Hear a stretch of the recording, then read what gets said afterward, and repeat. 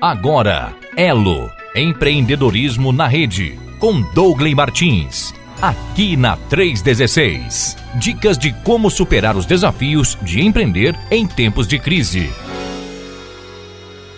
Terça-feira é dia do nosso Movimento Elo, empreendedorismo conectado. Já tem gente, inclusive, aguardando esse bate-papo aqui com meu amigo Douglas Martins de toda terça-feira. Não é isso, Douglas? Bom dia, querido, tudo bem? Bom dia, Albert. Tudo bem, rapaz? Graças a Deus, uma semana abençoada aí para você, para todos os nossos ouvintes, né? Maravilha. Espalhados aí pelo Brasil, pelo mundo afora. Rede 316 chegando em muitos lugares por esse mundo afora. Graças a Deus, rapaz. Pois é, estamos entrando aí em vários países, né? E o Senhor tem, com certeza, visitado muita gente aí através da Rede 316. Tá em Curitiba? Curitiba, rapaz, aqui hoje chovendo, né? Nosso inverno, outono avançando. Sim. Então estamos aqui, graças a Deus, em casa hoje, podendo aqui conversar com você, com os nossos amigos aí, a partir da base. Maravilha, então tá aí. Rapaz, e como a semana tá passando rápido, hein, Douglas? Meu Deus do céu, parece que eu conversei contigo ontem, já tô vendo aqui de novo, terça-feira. Ô Elber, tem duas formas da gente olhar para esse fato, né? Sim. Ou os minutos estão mais acelerados, né? O que não me parece que combina muito com as questões aí da física e tal. Ou então o assunto tá muito gostoso e a gente tá com saudade de se encontrar mais rápido, né? Pois é, rapaz, graças a Deus. Inclusive a gente já tiveram alguns ouvintes que já passaram por aqui, né? E dentre eles, já alguns dizendo que estavam aí já prontos na expectativa de te ouvir aí mais uma terça-feira. Legal, né? Benção demais. Vamos lá então, né? Vamos lá. Hoje estaremos falando, meu amigo Douglas vai estar falando sobre administrando baseado na performance. Então tá aí, hoje esse vai ser o tema e eu já quero abrir aqui para que você possa já introduzir o assunto, Douglas. Combinado. Vamos lá então. Hoje nós separamos para nosso bate-papo esse tema, né, de tamanha importância no mundo dos negócios. Muitas vezes nós cremos por crenças diversas, né? Particularmente nós que crescemos talvez no contexto de uma igreja evangélica, que importa que eu faça o que eu posso fazer, né? E aí há uma mentira embutida nessa ideia de que só importa que eu faça o que eu posso fazer. A Bíblia inteira está repleta de ensinamentos, mas como sempre, né, eu tenho separado um texto da palavra de Deus para nos apoiar na conversa de hoje. E para hoje, então, eu separei o texto que está lá em Mateus, no Evangelho de Mateus, capítulo 25, do versículo 14 ao 30. Nós vamos nos deparar com uma história contada por Jesus. Eu fiz questão de trazer uma história contada por Jesus para que não fique sombra de dúvidas do quanto performance é algo importante para Deus e no reino de Deus. O próprio Cristo, ele manifesta essa verdade, nos ensinando em contraponto a uma mentira que muitas vezes Satanás tenta colocar na nossa mente ou colocar no nosso contexto de trabalho, talvez porque a gente tem um negócio simples, talvez porque a gente vem tá numa região mais simples e fica aquela ideia de que eu posso empreender de qualquer maneira. E eu quero então convidá-lo agora, abriu aí a sua Bíblia, né? Se você tá com ela na mão, o seu celular, senão você nos acompanha aí, eu vou passar aqui pelo caminho desse texto de Mateus, capítulo 25, do versículo 14 até o versículo 30. O capítulo 25 de Mateus, ele relata ali uma parábola, né? Duas parábolas, na realidade, no capítulo, E ele começa no versículo 1 dizendo: o reino dos céus, pois, será semelhante a 10 virgens que pegaram suas candeias e saíram para encontrar-se com o noivo. Então, até o versículo 14, até o versículo 13, nós vamos acompanhar Jesus relatando a parábola das 10 virgens, das quais nós encontramos 5 virgens que a gente lê no texto atribuindo a elas o adjetivo de prudentes, e depois 5 que são imprudentes. E na sequência, eu estou passando por esses primeiros 13 versículos aqui para nos ajudar a entender o contexto que Jesus estava inserido e narrando. Jesus conta uma parábola, depois ele conta uma outra. E ele está num contexto de exortação, né, aos seus discípulos, dizendo: olha, não pensa que porque você está fazendo algo no reino, ou envolvido com algo no reino, que você pode ser negligente, ou que você pode ser menos produtivo, ter uma performance menor. O versículo 14, então, que é o nosso alvo aqui na sequência, diz assim: e também será, ou seja, ele está agora propondo a nova parábola e dizendo: o reino dos céus, né, o versículo 1, será como, e aí ele continua agora então no 14 dizendo: e também será como um homem que ao sair de viagem chamou seus servos e confiou-lhes os seus bens. Então tem um homem, aparentemente um empreendedor, né? Alguém que tinha negócios, alguém que tinha bens, alguém que tinha ativos para gerenciar. Então aquele senhor, aquele dono, aquele empreendedor chama alguns dos seus servos e diz a eles: olha, eu quero deixar aqui com vocês os meus ativos e gostaria que vocês cuidassem. Eu vou sair em viagem, quando eu voltar a gente conversa como é que foi o resultado disso.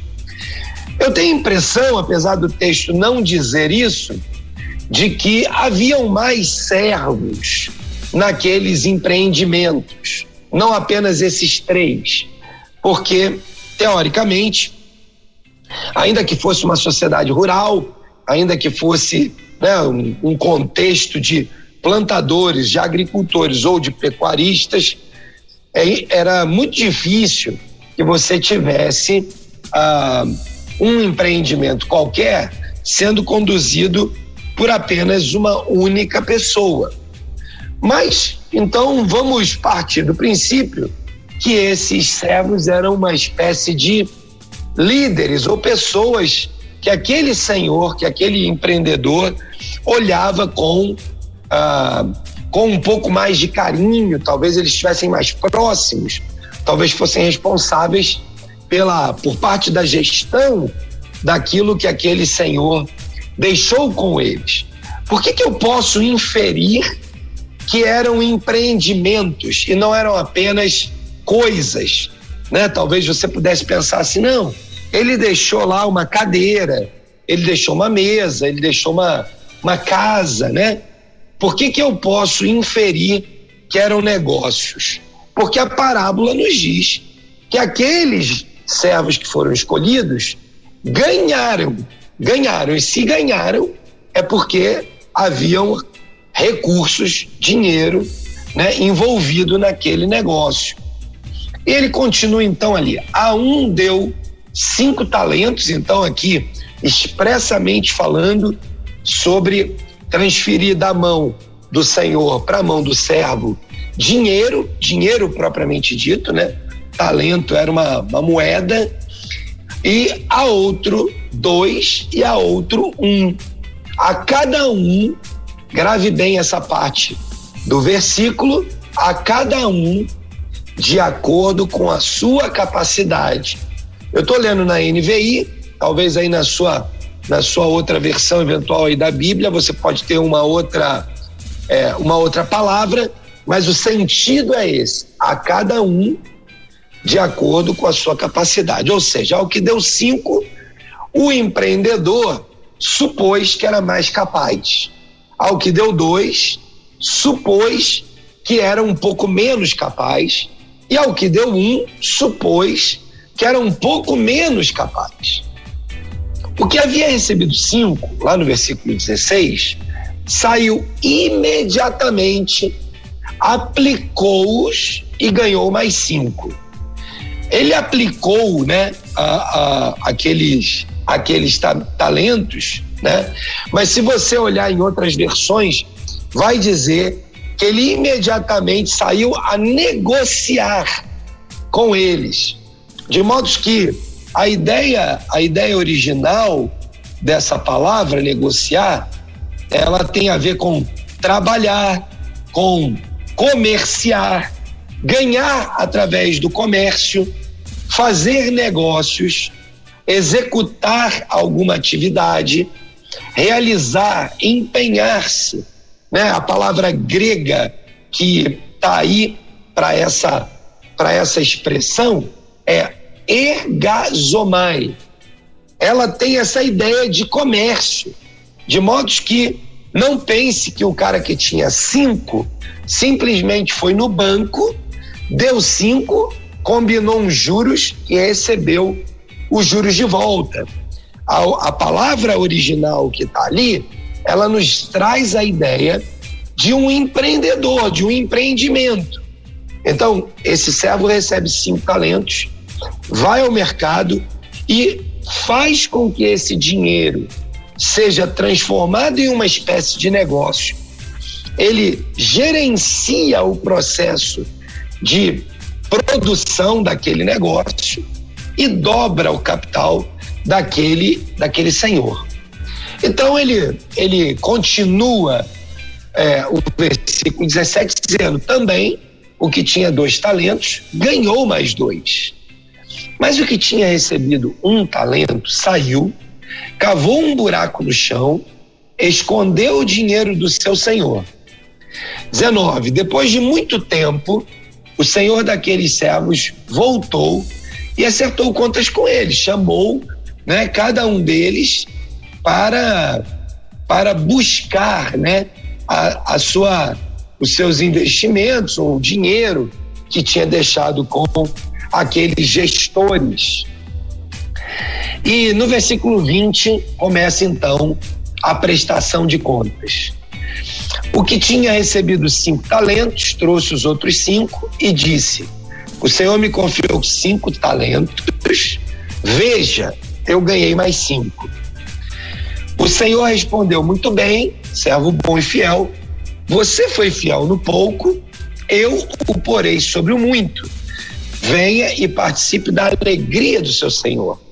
Ou seja, venha e participe junto comigo da gestão, dos resultados, da alta performance que você trouxe para o negócio e produziu um resultado positivo. De modo que aqui eu tiro uma primeira grande lição para nós empreendedores que lidamos com pessoas e lideramos pessoas nas nossas empresas, ou lideramos alguém da nossa própria família, né? Às vezes você está aí num negócio familiar. Nós precisamos estar atentos ao fato de que um trabalhador que recebe uma missão e faz uma missão em alta performance, retribui, né, aquela confiança com alta performance, precisa ser percebido pelo líder, pelo empreendedor, precisa ser percebido como tal, como aquele que fez um projeto de alta performance, administrou aquele negócio com alta performance. E o que ele diz aqui fala muito daquilo que nós, como empreendedores, precisamos pensar quando conduzimos as nossas empresas como uma empresa do reino. Ele diz: você foi fiel no pouco, eu o porei sobre o muito. Não há dúvidas sobre a ideia central dessa frase. Alguém que recebe algo para cuidar, performa e entrega um resultado de alta performance precisa fazer parte do resultado disso. E ele complementa, para não ter absolutamente aí nenhuma dúvida. Venha e participe da alegria do seu Senhor. E a alegria do seu Senhor era o resultado dos negócios feitos. Ele continua então dizendo: por fim veio o que tinha recebido 1 talento e disse: eu sabia que o Senhor é um homem severo, que colhe onde não plantou e junta onde não semeou. Aquele servo está dizendo: olha, você é um empresário, um empreendedor muito rigoroso com aquilo que faz e que colhe os resultados de forma positiva. Eu não vejo aqui, nesse versículo, nenhuma chance, né, para que a gente pudesse imaginar que aquele empreendedor era um corrupto ou alguém, né, porque colhe onde não plantou, junta onde não semeou. Não. Sendo dito aqui, aquele servo está reconhecendo no seu senhor um empresário que performava tudo o que fazia. E ele então, com medo, porque não fez nada com aquela tarefa que foi dada a ele, né, tenta então contar uma história. E ele diz: por isso tive medo, saí, escondi o seu dinheiro no chão, veja, aqui está aquele que o Senhor me deu, que lhe pertence. E o 26 diz: o Senhor respondeu: servo mau e negligente, servo mau e negligente, você sabia que eu colho onde não plantei e junto onde não semeei.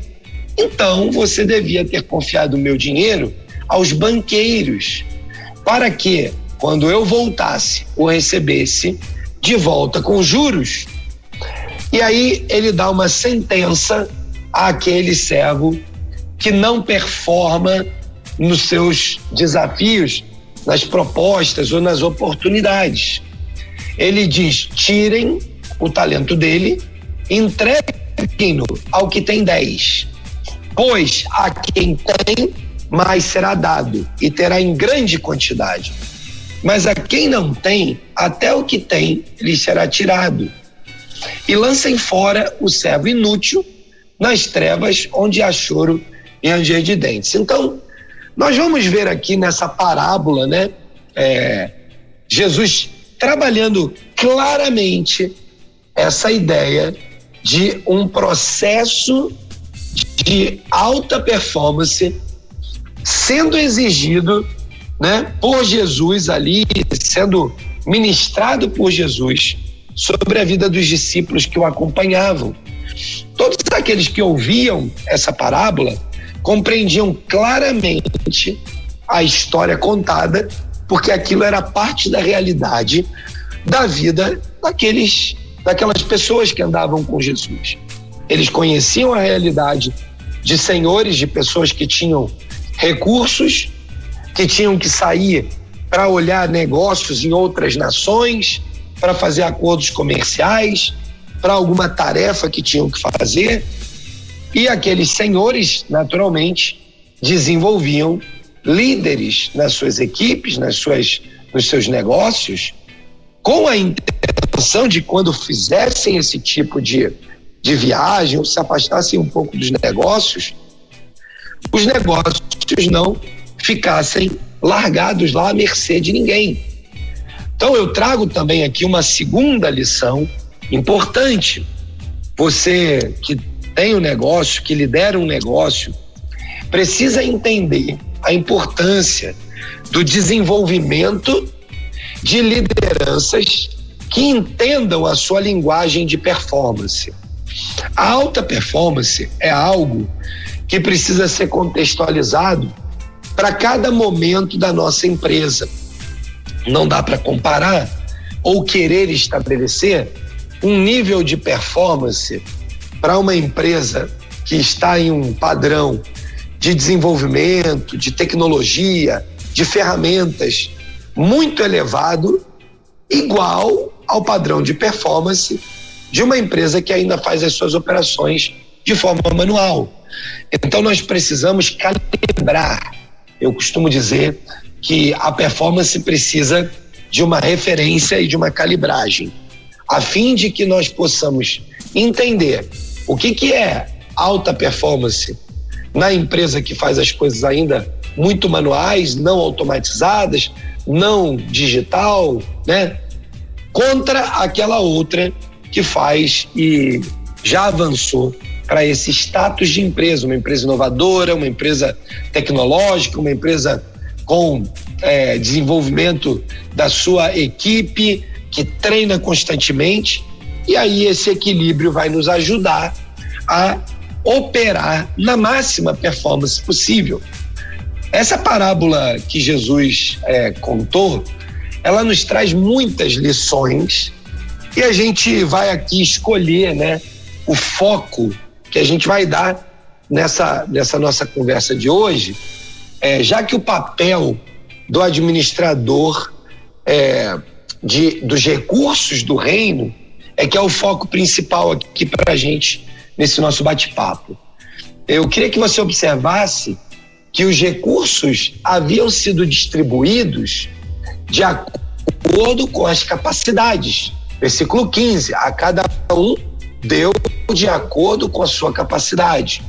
Então, nós vimos, né, o líder prudente, o empreendedor prudente, ele distribui conforme a capacidade. Ele não tem uma atitude protecionista. Fulano não tem capacidade, mas ele é meu amigo, eu vou dar um pouco mais para ele. Não existe isso no contexto do trabalho. Nós precisamos preparar e capacitar nossas lideranças para que, tanto quanto possível, todos desenvolvam um nível de capacidade exemplar para que possam assumir as responsabilidades que nós vamos estabelecer e a consequência disso seja que líderes performem na sua máxima potência.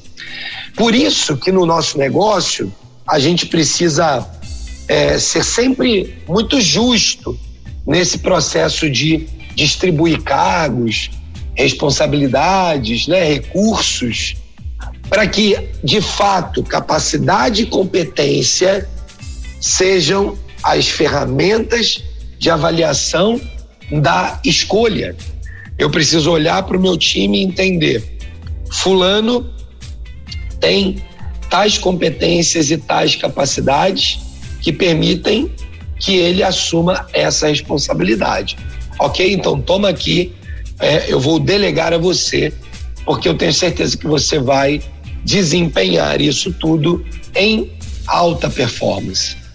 Ao contrário de outro que talvez não tenha ainda desenvolvido as capacidades e a competência, e ela não pode então receber, seria uma negligência da nossa parte distribuir recursos e oportunidades só para atender, né, o ego ou as amizades em detrimento da capacidade e da competência.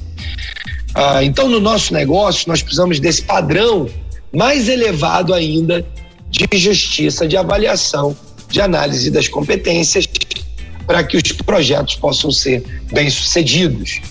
Observe também, né, que esses servos que foram escolhidos para receber os recursos, como eu já disse antes, não deveriam ser os únicos que estavam ali, né, naqueles negócios ou em torno daquele líder, daquele gestor, daquele empreendedor. Nas nossas empresas, a gente também tem líderes em fases diferentes de amadurecimento profissional. E é por isso que a gente não pode exigir que todos entreguem a mesma performance. É nosso papel distribuir 5 para um, 2 para o outro, 1 para o outro, fazendo com que a distribuição seja equivalente à capacidade de realizar. Por fim, nesse olhar que eu estou trazendo aqui hoje para nosso bate-papo, quando o empresário volta para a sua atividade na empresa e encontra bons projetos executados e com desempenho esperado, mas um deles está totalmente descontrolado, com prejuízo, né? O líder não pediu nenhuma ajuda para ninguém, nós não podemos esconder o problema, nós precisamos ir frontalmente atrás da solução. E a solução não deve ser dada com complacência, ela deve ser dada com diligência. Então, nosso papel como liderança é entregar essas responsabilidades, monitorar o seu desempenho, entender se houve negligência. Aquele servo que ganhou um talento foi negligente, ele não é que ele era incompetente, senão o empreendedor não teria dado um talento para ele. Você concorda comigo? Se o empreendedor era um empreendedor que colhe onde não plantou, tal, ele certamente não daria nenhum talento para alguém que fosse completamente incompetente. O que aconteceu com aquele servidor, com aquele líder que recebeu um talento, é que ele paralisou pelo medo. Ele não agiu de forma lógica, nem para empreender e nem para aplicar os recursos no banco. Algo o fez paralisar. E em função da sua paralisia, ele cometeu uma negligência severa. E negligências severas precisam ser tratadas de forma muito pragmática e objetiva. E muitas vezes isso pode significar até um desligamento daquele líder, como nós vimos na parábola, né? O servo foi tirado do convívio e mandado para um lugar longe, sem contato ali com aquela organização, com aquele líder, com aquele empreendedor, né? Nós podíamos ficar aqui falando muito mais, né, Welber, como a gente sempre tem trazido, mas eu creio que passar para a fase das perguntas também é muito legal, porque a gente consegue ajudar de forma mais objetiva os nossos ouvintes. Então, paro aqui para que a gente possa compartilhar aí as perguntas que já vão chegando. Maravilha. Bom, são 10h41 em Brasília. Então, vamos lá, vamos para a primeira pergunta. E inclusive você que quiser mandar alguma pergunta, quiser fazer algum comentário, você pode ficar à vontade aqui no nosso 11-9-3003-0316. Esse é o nosso WhatsApp. Dongley, a primeira pergunta é a seguinte: qual a melhor maneira de reconhecer o bom colaborador? A recompensa financeira é o melhor caminho? Muito legal, essa pergunta é joia, vai nos ajudar aí a completar o raciocínio que a gente estava trazendo. Bom, como é que eu reconheço no meu time de líderes, no meu time de colaboradores, se alguém é bom? A resposta simples, que parece simples, né? Dê a ele algumas tarefas e avalie a performance, não é? Essa pode ser uma resposta muito simples, mas por trás dela há um nível de complexidade absurdo, porque muitas vezes nós estamos diante de cenários no nosso negócio em que a falha ela traz consequências significativas. Então, muitos empreendedores, muitos empresários, eles às vezes têm o receio de dar ao seu time a oportunidade de treinar, de testar. Por quê? Porque eles não conseguem imaginar uma falha. De modo que, por causa disso, muitos empreendedores acabam impedindo o desenvolvimento dos seus colaboradores.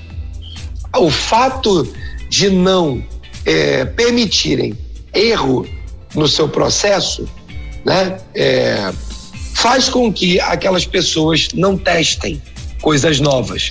Não testando coisas novas, vão ficar no modelo de repetição, onde o cérebro fica congelado na mesma condição daquele servo que recebeu um talento.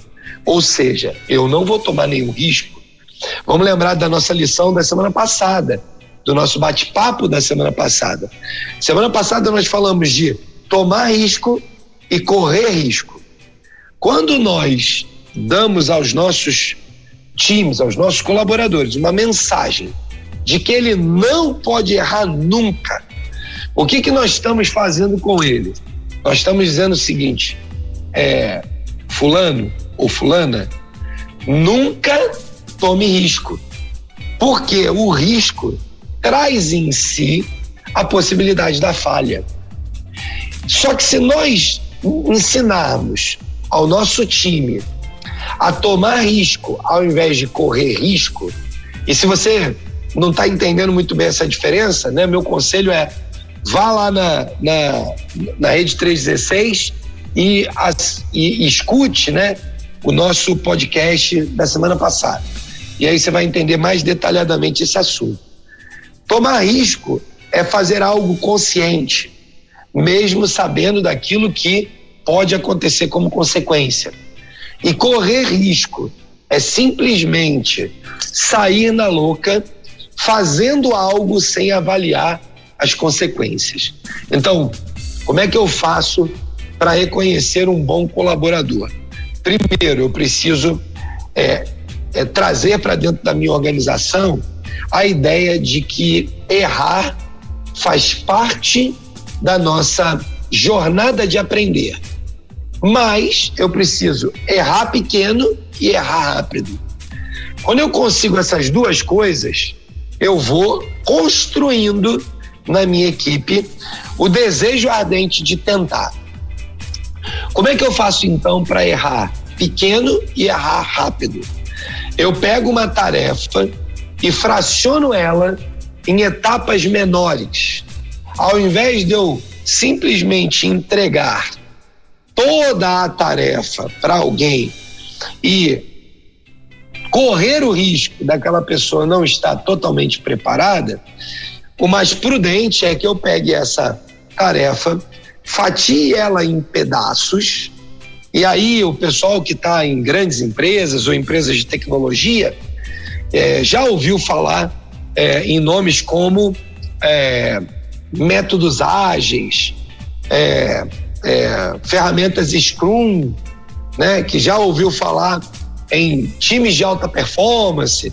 Vão entender um pouco essa ideia que eu estou trazendo aqui de forma mais simplificada, né? Ou seja, eu pego uma tarefa grande, eu fatio ela em pequenas tarefas, lá nesses outros contextos a gente chama de sprint, né? E eu fatio elas. Quando eu fatio essas tarefas em pequenas tarefas, eu diminuo o impacto do erro no todo e aumento as chances de trabalhar com a hipótese do erro, porque o erro será tão pequeno que não impactará o todo, e à medida que ele é pequeno eu posso consertá-lo, corrigi-lo e fazê-lo mais rapidamente um sucesso. Aprendo com aquele erro e volto a tentar novamente e fazê-lo agora de forma assertiva, o mais cedo e rápido possível. Então, para eu conhecer um bom colaborador, eu preciso desse ambientes que permitam testes, pequenos erros rápidos que produzem acertos. Obviamente que esses erros são erros com a intenção de acertar, não são erros propositais, não são erros imprudentes, são erros com a intenção de acertar. Na medida que eu faço isso, eu vou observando os meus colaboradores.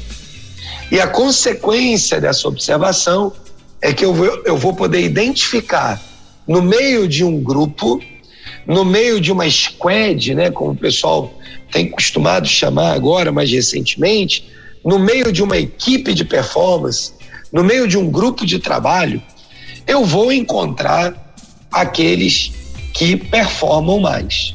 E naturalmente isso vai me dando a oportunidade de dar a essas pessoas novos desafios, novas oportunidades. Então o processo é um processo contínuo de tentar acertar, de fazer com que haja um espaço, um ambiente que permita os pequenos erros de forma rápida e que a gente corrija e melhore o tempo todo.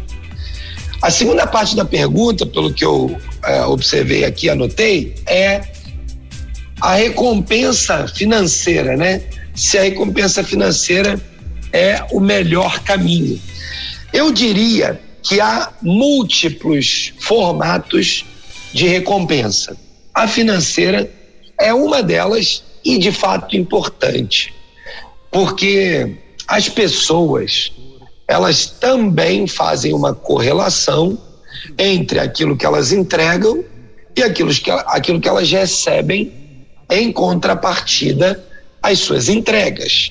E, naturalmente, elas comparam umas pessoas com outras. E aí a recompensa financeira, ela, de certa forma, colabora para que isso aconteça, mas ela não deve ser a única. Existem muitas formas de recompensar a performance. Por exemplo, você tem aí no seu time algumas pessoas que se destacaram. Talvez elas, por conta própria, nunca teriam a oportunidade de fazer um estudo fora do país.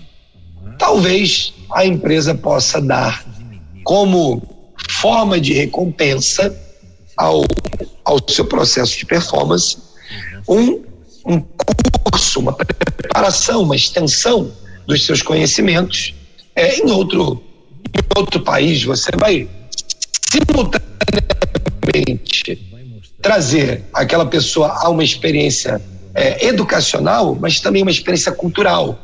Quem sabe uma outra forma de recompensar é enviar uma pessoa para uma feira importante do seu negócio.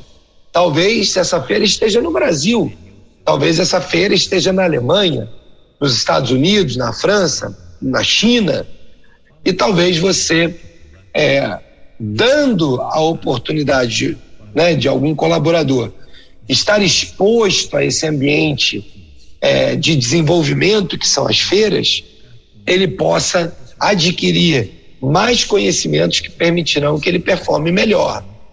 Talvez a sua empresa seja uma empresa um pouco maior, vai ter lá, né, os prêmios, os bônus, a participação nos resultados, que são, né, características das empresas que valorizam o alto desempenho e a alta performance. Mas eu quero lembrar que essa é uma recomendação que foi o próprio Jesus quem nos deu, né? Ele mesmo disse, no final ali de dizer, né? O Senhor respondeu: muito bom, servo bom e fiel, você foi fiel no pouco, eu o porei sobre muito. Venha e participe da alegria do seu Senhor. Jesus repete essa mesma frase no versículo 23 e disse da mesma maneira para no 21 e no 23, ele fala para aquele que recebeu 5, para aquele que recebeu 2, venha e participe da alegria do seu Senhor. De modos que fazer esse tipo de política de gestão de pessoas, em que as pessoas participam do resultado, me parece que é bom, justo e reflete o reino de Deus nos nossos negócios. Então é isso, Elber, não é só uma recompensa financeira, mas é importante que também seja. Muito bem, tá agora 10h53. A próxima pergunta aqui, Dongley, é a seguinte: como equilibrar o bom relacionamento com a cobrança por resultados? Existe uma dificuldade natural de cobrar aqueles com os quais nos relacionamos melhor. Como superar isso? Excelente, excelente. A parábola nos ensinou que o servo e o Senhor tiveram um encontro de avaliação. Então, o melhor jeito que nós temos para tratar essa questão da cobrança de resultado é estabelecer uma metodologia, um regramento, as condições, um horário agendado de forma prévia, para que nós possamos tomar, no sentido de requerer dos nossos colaboradores, líderes, que eles nos apresentem os seus indicadores de resultado. Essa reunião que nós acabamos de ver acontecendo na leitura do texto me parece muito com aquilo que as empresas costumam fazer nas suas reuniões mensais de resultado. Empresas organizadas acompanham mensalmente aquilo que elas planejaram comparado com aquilo que foi executado. E esses são ambientes favoráveis para que não haja dificuldade, porque todos os líderes serão cobrados e terão que apresentar os seus resultados. Então, um ambiente como esse é muito favorável para que a gente exerça esse processo de cobrança dos resultados. O que eu indicaria? Se você tem uma empresa e você ainda não tem uma reunião mensal em que você avalia os seus resultados, você compara aquilo que você planejava vender com aquilo que você vendeu, aquilo que você planejava receber contra aquilo que você recebeu, aquilo que você planejava produzir contra aquilo que você produziu.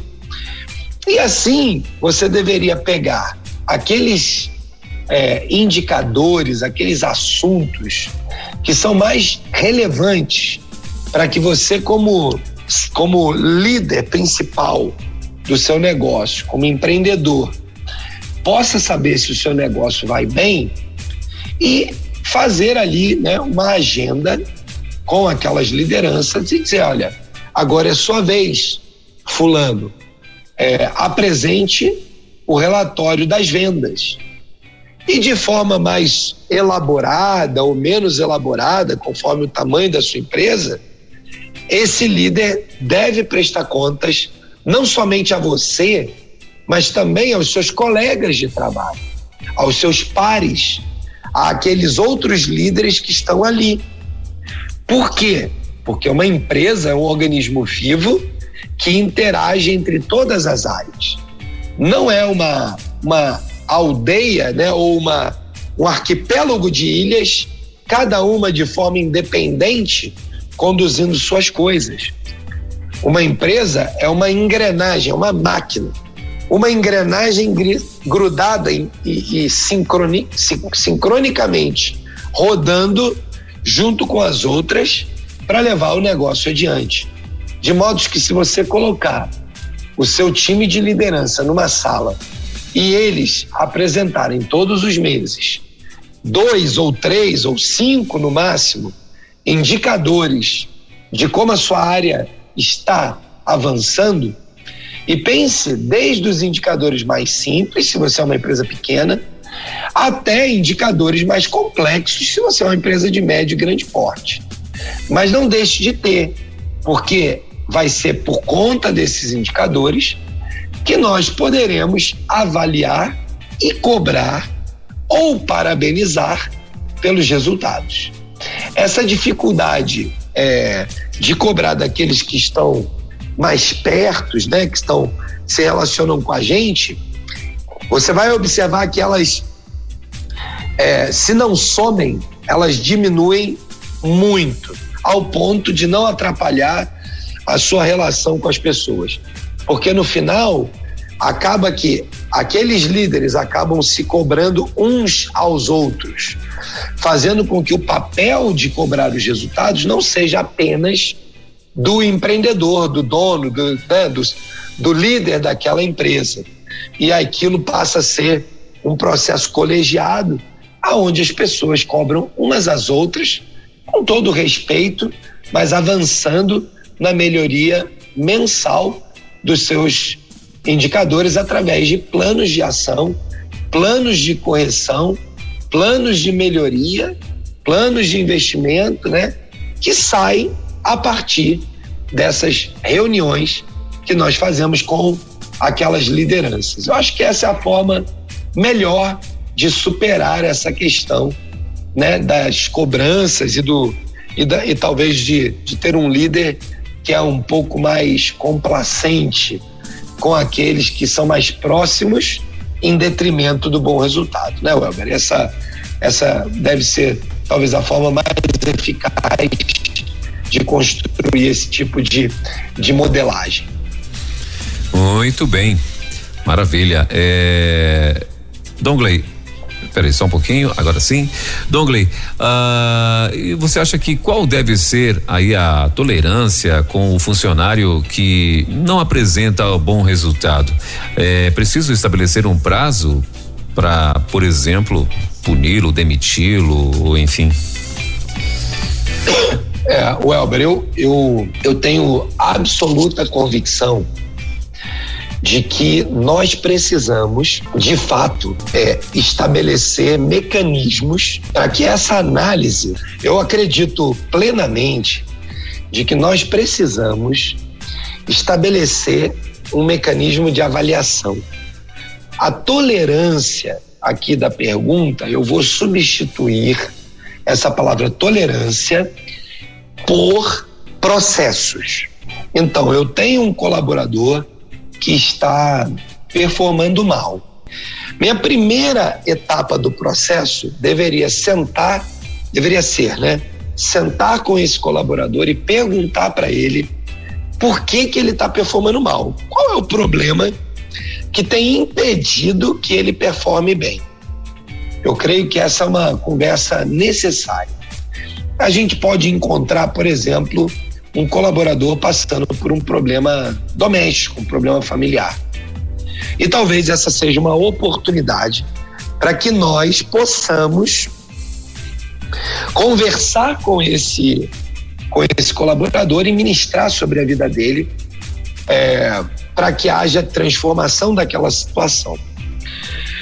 Nós podemos encontrar nessa simples pergunta de o que tem impedido você de performar, uma resposta do tipo: olha, eu não tenho todas as ferramentas necessárias para performar melhor. Se eu tivesse essa ferramenta, eu entregaria isso aqui a mais. Se eu tivesse aquela ferramenta, eu entregaria aquilo ali a mais. E aí o líder que conhece o seu negócio vai olhar para aquela resposta e vai dizer: olha, faz sentido o que ele está dizendo. A empresa entregando uma ferramenta a mais para esse profissional, ele vai conseguir entregar uma performance muito melhor. Então a empresa pode tomar a decisão de performar. Ou talvez nesse bate-papo você vai encontrar de fato aquele colaborador que simplesmente está contando uma história, né? Contando uma mentira, tentando enganar, tentando influenciar outras pessoas, agindo de má fé, né? Sendo negligente, quase que de forma proposital. Então nós vamos nos deparar com a circunstância que nós encontramos na parábola. O Senhor daqueles servos, quando encontrou aquele negligente, não ficou perdendo muito tempo, né? Mandou embora, pegou o talento dele e deu ao outro, né? De modo que a primeira etapa do processo é identificar se eu estou diante de um problema pessoal que está afetando performance, de um problema de estrutura empresarial para estar afetando a performance, ou diante de um negligente. Para cada uma dessas circunstâncias, e podem haver outras, eu vou dar o tratamento devido para aquele processo. E não necessariamente precisa ser demiti-lo, mas também pode ser demitido. A segunda etapa do processo é que, se eu identifiquei que era, por exemplo, o item 1, a pessoa está passando por um problema, ou o item 2, faltam ferramentas para performar melhor, e eu dei àquele colaborador o suporte necessário, o apoio necessário, eu vou estabelecer então um prazo de acompanhamento para medir se aquela performance voltou a acontecer ou não. E então a segunda etapa do processo é monitorar se as soluções que eu implementei, que eu dei, foram suficientes para resolver aqueles problemas e melhorar a performance. E o terceiro passo, depois de monitorado, é sentar novamente e estabelecer então um padrão de performance com aquele colaborador. Se ele voltou a performar e está entregando aquilo que é possível a ser entregue, que foi pactuado com a empresa, então eu fico feliz, celebro com aquele colaborador e vejo, né, a mão de Deus ali agindo e a oportunidade de melhoria se concretizando. Se por fim aquele colaborador não decide, né, se apropriar daquelas oportunidades e ele cai no ciclo da negligência e aquelas coisas passam a ser apenas uma desculpa para a sua negligência, então é a hora de tomar uma decisão de desligamento, né, de afastamento, de demissão. Então eu creio que a melhor palavra para isso é processo de avaliação e não tolerância, porque tolerância dá àquelas pessoas ou àquele líder a possibilidade de agir de forma pessoal, de forma a privilegiar alguém. E quando eu tenho um processo que eu estabeleço, eu vou tratar todos igualmente, de modo que não só eu analiso a performance e trabalho na melhoria do resultado, como eu dou igualmente oportunidade a todos para se recuperarem, né? Todos aqueles que eventualmente passam por algum tipo de momento de improdutividade, né? Eu continuo dando àquelas pessoas a oportunidade de acordarem, perceberem aquilo que está atrapalhando na sua performance e aí tratar a todos e não a um ou outro, porque eu tenho mais tolerância com um e menos tolerância com o outro. É isso, Álvaro, eu creio que é realmente um caminho de processos, onde a gente acompanha e trabalha na melhoria daquele time. Muito bem, e assim, Dongley, e esse processo, né, aí que você está que você exemplificou aí, ele só é uma realidade, com certeza, nas empresas que o líder, né, ele tá buscando esse conhecimento. E às vezes o cara tem até prejuízo porque ele fica demitindo e contratando, justamente porque talvez não deu àquele funcionário, né, a oportunidade de esse cara, né, de tentar descobrir o porquê que ele não está, né, respondendo aquilo que deveria e tal. E tem muitos que, né, a gente sabe que e às vezes até mesmo por conta disso, por falta de investimento desse dono dessa empresa ou desse chefe, né, não querer buscar mais, né, investimento, em conhecimento, nesse sentido de dar a esse funcionário uma oportunidade de ele, né, quem sabe amanhã estar aí arrebentando. E acontece muito até mesmo, né, Dongley, de assim, desse funcionário, às vezes, dependendo da empresa, se for uma pequena empresa, às vezes esse camarada sai dali e vai trabalhar em outro lugar ou até mesmo abrir uma concorrência e tal, justamente, né, sendo que esse camarada seria uma potência, né? E às vezes perde-se um talento, né? É muito comum, né, Elber, a gente encontrar, eu sempre costumo dizer que existem, todo comportamento, ele tem extremos, né? E o melhor de tudo é quando nós conseguimos ir pro equilíbrio. Qual é o extremo do líder, né? O extremo do líder que está diante de uma situação como essa pode ser o líder radical, que não dá oportunidade nenhuma, que não investe no desenvolvimento, que não melhora as condições das pessoas para que elas entreguem mais. Isso é um extremo. O outro extremo é aquele procrastinador, que está vendo que não vai melhorar, que a pessoa está negligenciando e não faz nada. Então, num extremo eu tenho o cara que não dá nenhuma chance, demite de primeira. No outro extremo eu tenho o cara que dá 20 chances e não faz nada para melhorar. Nosso desafio como líderes é encontrar um equilíbrio nesse pêndulo dos extremos, né?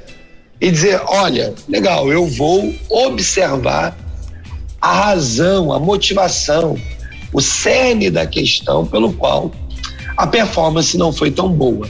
E aí eu consigo processar esta análise através de N iniciativas como essas que a gente compartilhou aqui, né? Esses dois extremos têm também um perigo, né, Dongley, de acabar atingindo a equipe, né? Porque assim, tanto para aquele cara que ele foi misericordioso demais, né? Quanto para aquele camarada que é uma potência e ele tá ali ignorando e tal, né? Não é incomum, né, Welber? Eu escuto isso muitas vezes nas organizações, um colaborador, alguém do time, que chega perto de mim e fala, pô, fulano não faz nada pela empresa e tem maior atenção dos donos. Sim. Aí você começa a observar, você fala, o cara é amigo da família, né? E muitas vezes esse tipo de contexto faz com que você perca boas pessoas, porque o cara vai ficar ali até ele ter a oportunidade de ir para um outro negócio onde ele tenha oportunidades melhores de desempenhar o seu trabalho. Sim. E mostrar a sua performance. Então, super ponto para ficar de olho. Cuidado com os sistemas de proteção, porque eles, em geral, não favorecem as organizações. Muito bem. Então tá certo. Hoje falando aí, administrando baseado na performance, e não é fácil, né, Dongley? Esse de fato é um tremendo de um desafio para o líder também, né?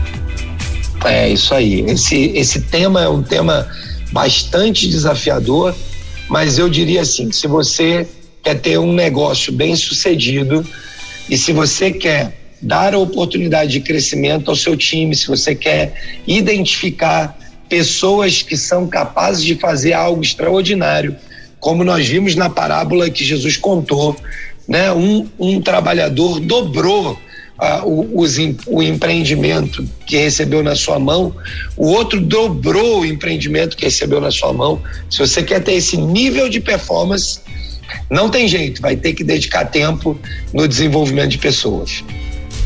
Maravilha. Semana que vem, Dongley, vamos falar sobre, já tem o tema da semana que vem? Nós vamos falar sobre tomar decisões importantes. Opa. A gente vai continuar nessa sequência aí ligada a esses times, a performance e nada mais, né, relevante nas nossas organizações do que tomar boas decisões. A gente está o tempo todo tomando decisões e decisões importantes para os negócios. Vamos falar um pouco sobre isso, vamos compartilhar alguns exemplos, né? Espero que isso possa ajudar aos nossos irmãos aí, amigos que estão nos acompanhando, a melhorar o processo da gestão dos seus negócios. Maravilha, Dongley, quero agradecer mais uma vez aí a tua participação em nome da Rede 316 e de toda a audiência, e terça-feira a gente já está aqui agendado então, né, para a importância de tomada de decisões aí, né, tomando decisões importantes na semana que vem, então vamos estar falando sobre isso. Obrigado mais uma vez, Deus te abençoe e boa semana para você. Amém, amém. Semana abençoada aí para todo mundo, para vocês. Deus abençoe também a programação, né? E os nossos amigos que estão aí nos acompanhando, que eles tenham uma semana também abençoada e próspera no Senhor Jesus. Valeu, Dongley. Então até terça, permitindo Deus. Bom demais. Elo, empreendedorismo na rede, com Douglas Martins. Baixe agora os podcasts em nossa plataforma rede316.com.br. Dicas de como superar os desafios de empreender em tempos de crise.